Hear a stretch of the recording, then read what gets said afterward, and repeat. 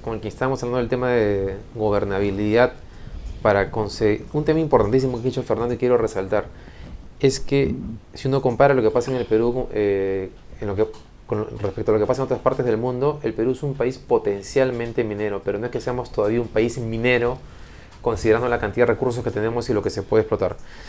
Ahora, Fernando, tú mencionabas el tema de las lagunas, la preocupación por el agua en el tema Conga. Hoy día la República publica una nota interesante en realidad desde una perspectiva que es esta nota sobre cómo en Canadá están evaluando, voy acá a mostrar, están evaluando un proyecto minero ya por segunda vez el Estado a raíz justamente de que se quiere botar relaves a dos lagunas. Entonces, bueno, está la historia detallada de cómo se opusieron a la primera versión, la empresa presentó su versión corregida y ahora se está volviendo a revisar. Es comparable porque la nota habla de que hay, claro, que hay truchas, que aparentemente pues hay todo hay agricultura, hay comunidades que viven, digamos, del entorno ambiental. Es comparable este caso con el caso. Es interesante primero ver cómo el Estado en Canadá supervisa, se opone, hace un peritaje y también hay esa alarma, porque también es otra manera de verlo. Pero lo otro es si es que es comparable esto que cuentan en esta historia con lo que pasa en Cajamarca y en Conga en particular. No, no es comparable, pues este es un lago que tiene una gran vida, además es un lago donde hay actividad pesquera, donde hay actividad turística, donde hay inclusive toda una connotación cultural y semirreligiosa, digamos, quienes van a una isla en ese lago, dice la nota, adquieren poderes medicinales, o sea, hay toda una cultura y una cosa de muchos años ahí y una etnia concreta, ¿no? Entonces, no es el caso de Conga porque ahí en esas lagunas no hay vida animal de ningún tipo, no hay ninguna vegetación significativa, hay ciertamente los bofedales donde existe efectivamente una riqueza, pero es una riqueza que perfectamente manejable, digamos, no es que se va a destruir una gran riqueza, ¿no? Ahora, el tema es un poco cómo entendemos el ordenamiento territorial y las zonas protegidas, ¿no? La minería solamente ocupa el 1.46% del territorio nacional. En el 57% del territorio del país está prohibida hacer minería. O sea, no es que uno pueda hacer minería donde se le ocurra. ¿Cómo es que ¿no? está prohibido? ¿De dónde? Son zonas protegidas, zonas monumentales, zonas arqueológicas, etcétera, okay. ¿no? Entonces, ya empezamos hablando de la plaza de armas, digamos. No, y zonas donde hay, o sea, nadie podría hacer una explotación minera en Chanchán, por ejemplo, ¿no? Ya. En áreas, en zonas de reserva naturales, donde hay una gran riqueza forestal, etcétera, en fin. O sea que el único, disculpe, en ese punto, o sea que el único espacio en el cual no está definida la territorialidad o la zonificación es con la agricultura. Porque en los demás, o sea, en temas históricos, culturales, patrimonio cultural, digamos, sí en el sentido de que el dueño del terreno superficial es aquel que tiene que dar autorización para que se pueda realizar una operación minera. Entonces yo no puedo, por más riqueza minera que haya, hacer minería encima de una parcela agrícola, si es que el dueño de la parcela no me autoriza a entrar. No tengo que negociar con él, ¿no? Tengo que comprarle la parcela, digamos, ¿no? Y lo que pasa es que se está magnificando el problema porque esto responde también a una idea que se ha extendido en algunos sectores, como que hubiera una especie de invasión de concesiones que violan derechos de propiedad, que violan los derechos de comunidades campesinas. No hay tal invasión de concesiones. En buena hora que hay una gran cantidad de petitorios y de gente interesada en explorar en el país, pero ellos no pueden hacerlo sin autorización de quienes son dueños del terreno superficial. Entonces, en realidad, la mayoría de la exploración minera se hace en zonas de territorio que pertenecen al Estado, o sea que no hay un conflicto por la tierra en el país. Ahora, esa zonificación, digamos, que existe, puede ser perfeccionada en el proceso de otorgamiento de una concesión. A mí el principal problema es la llamada, entre comillas, licencia social. La licencia social, en primer lugar, es un concepto que no tiene validez jurídica, es la aprobación de la población, digamos, ¿no? No es una licencia que alguien otorga. Ahora, esa licencia social se la tiene que conseguir el concesionario por su cuenta y riesgo. Es decir, el Estado, que en base a una razón de interés público entrega una concesión minera, le dice, ¿sabes qué? Y ahora ve cómo haces y gánate el apoyo de la población. Y entonces eso no puede ser así, el Estado tiene que estar presente, porque entonces ¿qué clase de concesión ha otorgado?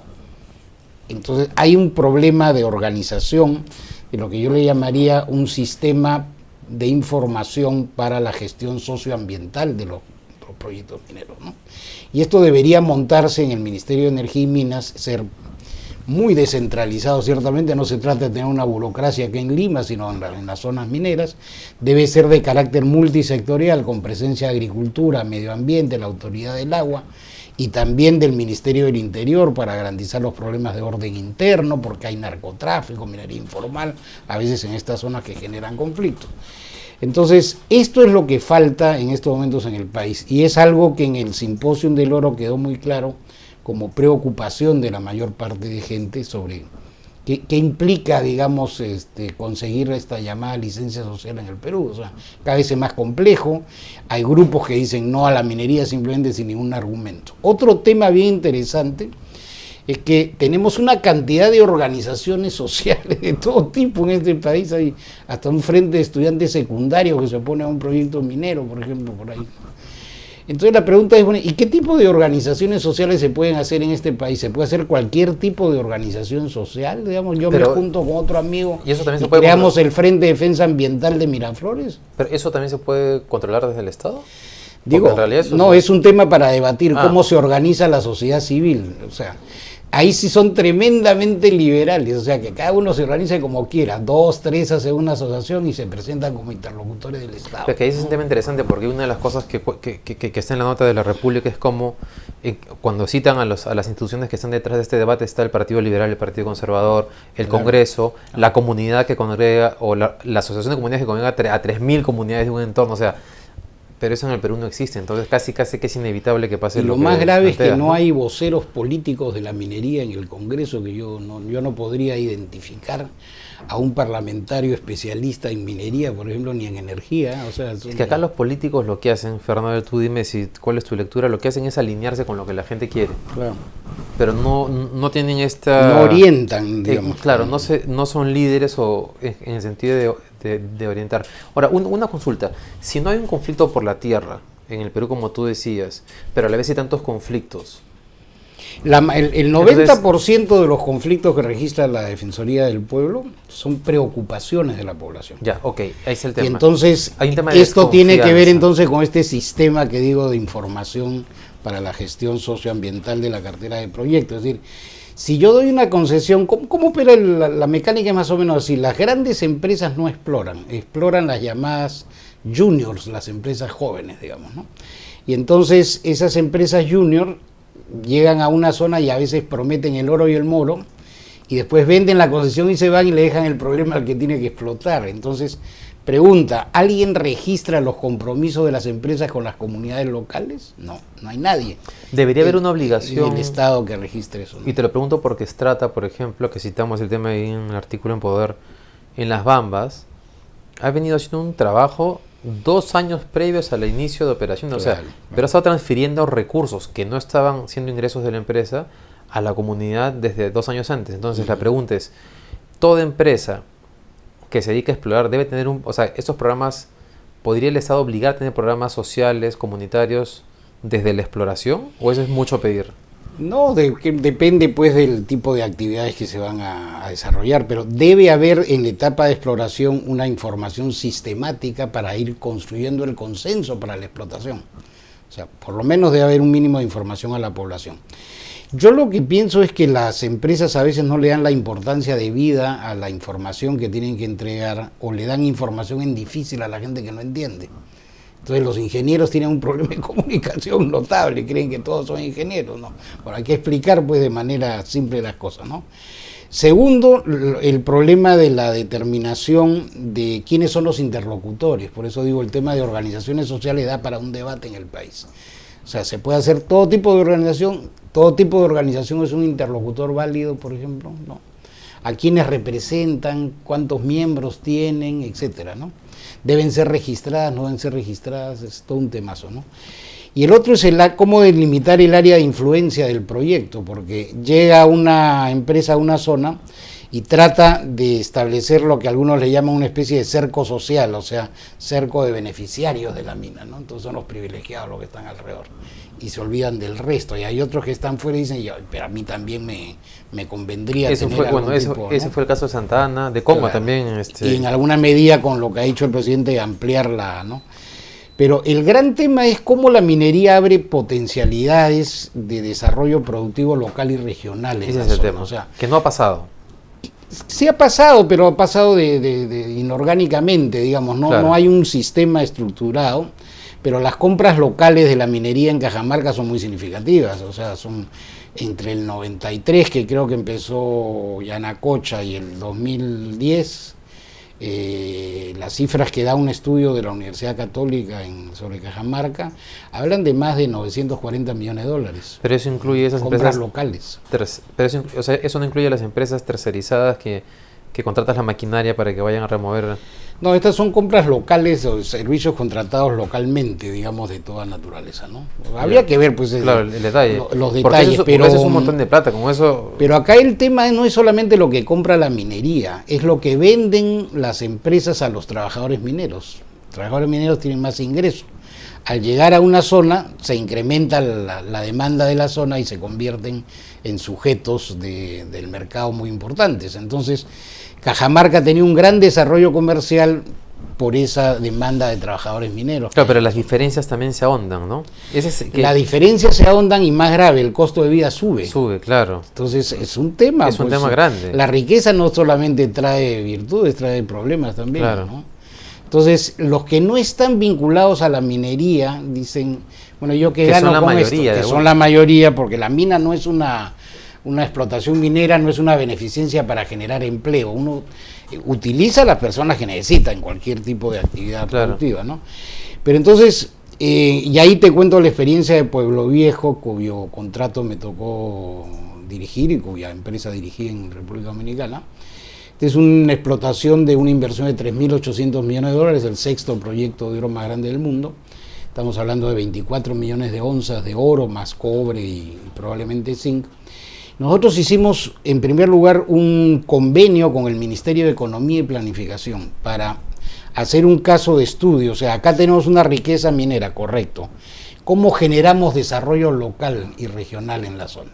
A partir de una riqueza natural, ¿no?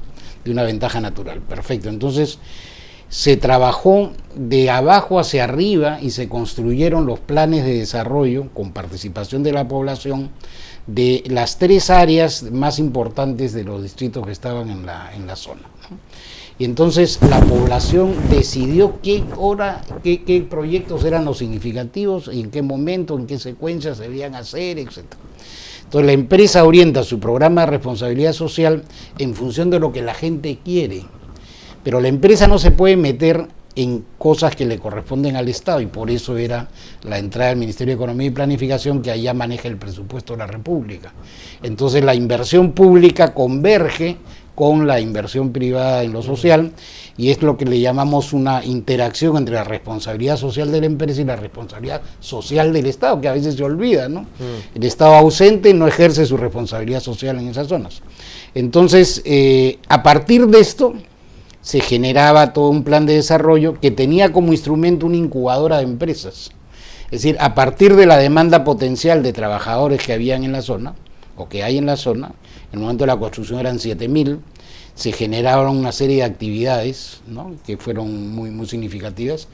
Y entonces la idea es que esta incubadora de empresas, de la cual la empresa, en este caso Barrick, es uno de los socios de la incubadora, no es el único, hay bancos, cooperativas de ahorro y crédito que orientan y compiten por dar créditos a pequeñas empresas, etcétera, y se fomenta el emprendimiento. Eso, o sea, hay que hacer un programa de desarrollo local y regional en las zonas mineras, donde la responsabilidad no es solo de las empresas mineras. Ahora, en el caso peruano es más, cada empresa hace lo que se le ocurre y no coordina con las otras empresas de la zona, entre ellos no coordinan. Pero mira, sería mucho más impacto que 4 o 5 empresas mineras que están en una zona coordinaran su programa de responsabilidad social, que cada uno haga lo que se le ocurre, ¿no? Y una pregunta para terminar esta conversación, porque tú has planteado, claro, el tema de la coordinación entre empresas, pero has planteado el tema de la convergencia entre el Estado y lo privado. Si uno mira eso con realismo, el Estado, alguien ha escrito en estos días, Levis, que escribió el otro día diciendo que el Estado peruano debe ser uno de los más precarios que hay en América Latina. Entonces, considerando que si se comienza ahora, el fortalecimiento del Estado va a tomar su tiempo, uno debería mirar tú estás contando cómo en el caso de ustedes tomaron la iniciativa en República Dominicana. Y convocamos al Estado. Y convocaron al Estado.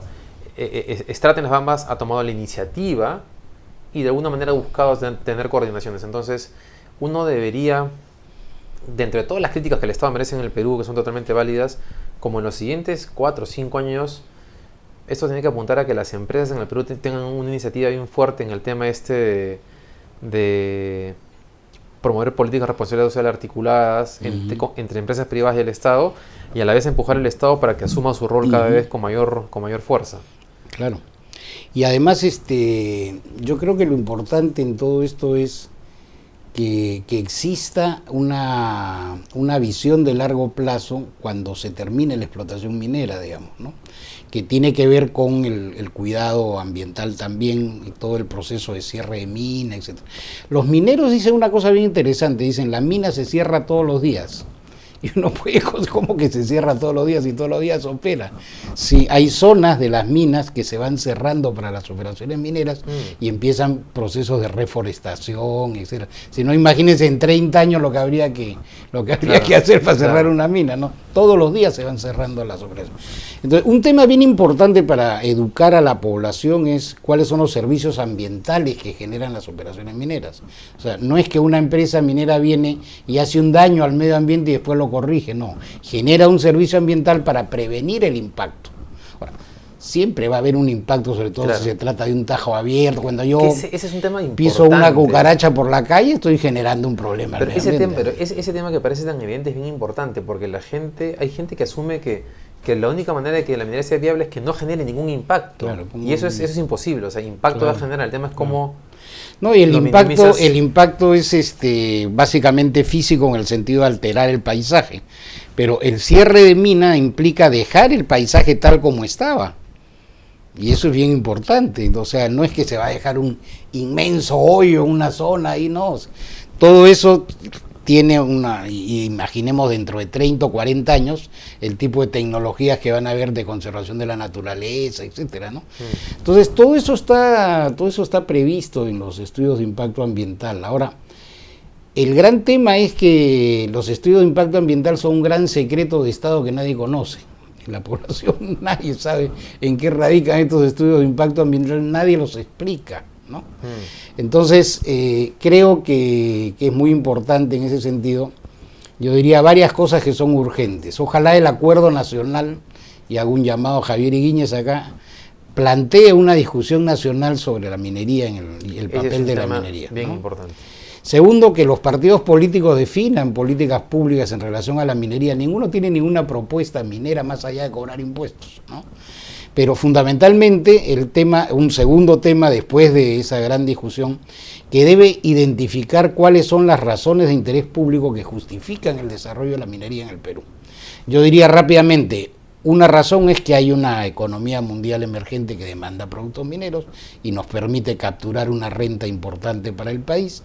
Hay tecnologías disponibles para hacerlo de manera amigable con el medio ambiente. Eso genera un gran impacto en el desarrollo local y regional, propicia el desarrollo productivo del país, y esto tiene una importancia en el desarrollo humano. Son 6 o 7 razones de ese tipo que hay que plantear y que hay que verificar anualmente en la estadística, ¿no? Cuando uno observa las estadísticas en nuestro país, se publican cuadros estadísticos, pero no se publican interpretaciones estadísticas. Uno dice, ¿pero qué publican todos estos cuadros? Sí, es verdad. ¿Por qué no hacen un informe el ministro correspondiente sobre el desarrollo sostenible en el país? El ministro de Economía, yo me acuerdo en los años 70 siempre daba un gran mensaje a la nación sobre a dónde se iba a gastar el presupuesto, cuál es el programa de inversión pública, etc. Ahora ya ningún ministro da mensajes a la nación. O sea, uno dice, bueno, yo tengo derecho a ser informado como contribuyente, ¿qué se hace con mi dinero, no es cierto? Debería haber un mensaje a la nación, ¿no? Entonces el debate parlamentario es cada vez más pobre, ya nadie va a escuchar los debates parlamentarios porque no hay ningún debate mayormente interesante. La universidad está totalmente ausente en el tema minero. Antes uno iba a escuchar grandes polémicas respecto de la problemática nacional en las universidades. Los alumnos no tienen ninguna oferta de debate significativa sobre temas de minería, energía, etcétera, ¿no? Entonces hay que hacer un gran trabajo en ese sentido. Por ¿no? cierto, este jueves a las 7:30 de la mañana en la Universidad del Pacífico hay un debate, va a ser Roque Benavides y Manuel Pulgar Vidal, hablando sobre el tema ambiental vinculado a la minería. Eso está interesante. Bien, Fernando, hemos llegado al final del programa, de este bloque, perdón, falta un bloque. Muchas gracias por haber estado acá. Y cuando salga Conga, o si no sale Conga, sí o no, vienes con un grupo de personas para conversar sobre lo que viene. Que no sea la primera ni la última, Así como es. dice la canción. Muchas gracias, que te vaya muy bien.